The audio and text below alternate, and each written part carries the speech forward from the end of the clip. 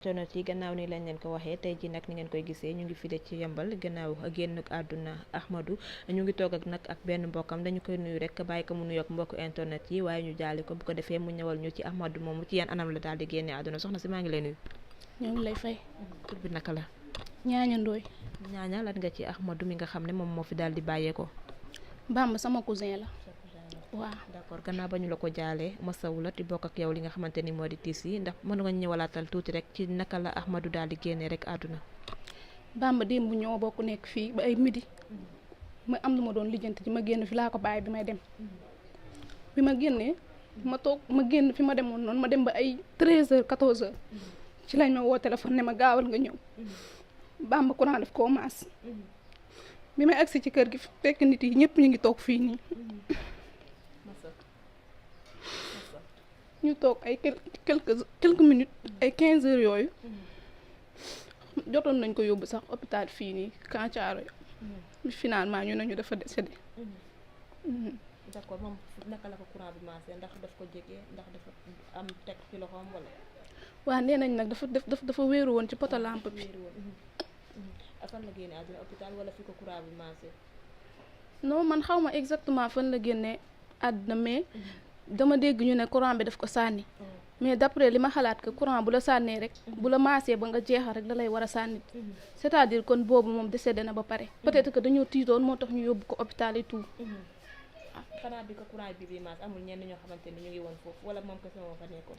boobu xale yi ñoo ngi foofu di jouer et tout ñu nekk foofu di football léegi moom moo ngi taxawoon ci poste kii bi genre kii bi ci poto lampe bi.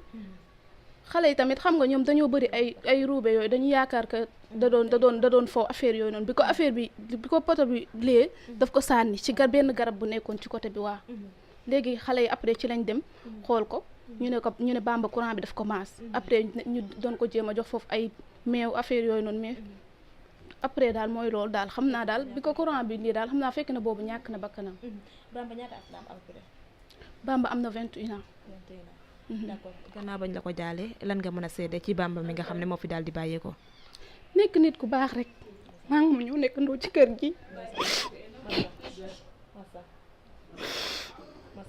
chaque jour moo ngi fii nii amul benn problème souvent maa ngi moom ñooy ànd fu may génn bu may dem université fu ma mën di dem parfois dama koy wax Bamba nañ dem ñëpp xam nañ loolu si koñ bi amul ak kenn problème xale góor yi chaque jour fii la ñuy yendu seen néeg amul ak kenn problème.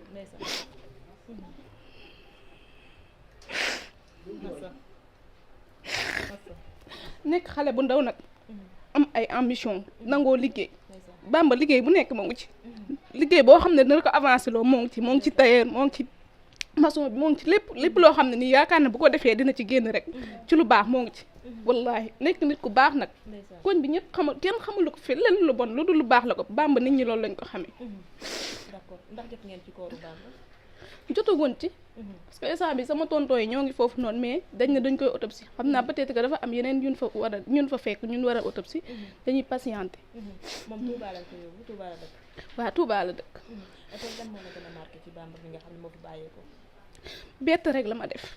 bett ma bu may génn fii laa ko bàyyi maa ngi tooñanteeg moom parce que maa ngi moom ay cousine lañ ñuy tooñante ma naan ko Bamba ndekkeegu ma doo ma jëndal léegi mu naan ma kon nga dee di kafa ak man yooyu. ci laa génne bàyyi ko fi dem même pas 2 heures de temps ñu woo ma ne ma Bamba gaañu na.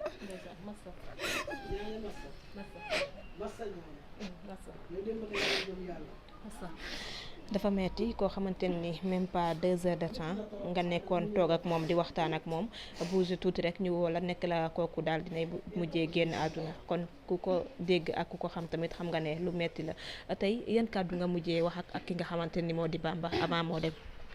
noonu laa mujjee wax ak moom bi may génn di ko tooñ noonu ko Bamba ndékkeegu ma affaire yooyu ci la may wax naan ma yoroo peñe nga abal ma ne ko déedéet yoruma peñe ci laa taxaw ci bunt bi sol yére génn bi may dem maa ngi ko bàyyi nii muy sol yére ci bunt bi ma génn bàyyi ko parce que maa ngi moom ñoo nekk ci kër gi ak sama beneen suñu beneen kii moo fi nekk ñun 3 ñoo nekk ci kër gi sama maam dafa demoon dëj waaw. gannaaw bañ la woowee annoncé la que ne Bamba daal dinay génn àdduna lan nga yëg foofu ci koo xam ne bi nga ko bàyyee ci kër gi yàggul.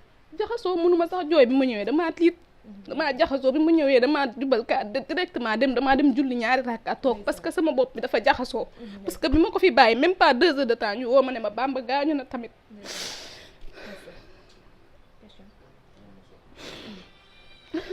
Bamba jot na am soxna. amul soxna Bamba xale la nee naa la 21 ans la.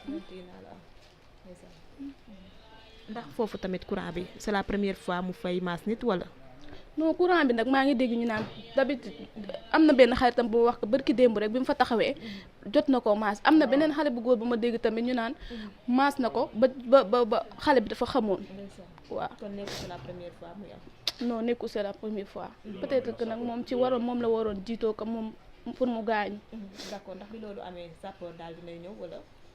non man nag loolu leeru ma parce que man bi ma ñëwee ñu wax ma ne Bamba gaañu na damaa jaxasoo damaa dugg ci biir kër fii suñu mbokk yi nii suñu voisines yi fi laa dugg toog. photolamp bi ndax dindi nañ ko wala ba léegi moom mu ngi fi. dégg naa xale yi demoon nañ fa ba kii ko doon ko yàq et tout. dindi nañ ko ok question c'est bon. d'accord merci ñu ngi la koy jaale bu baax a baax di la masaw waaye di bokk ak yow li nga xamante ni moo di tiis bi aussi. waa kay jërëjëf waay merci beaucoup. waaw maa ngi lay fay.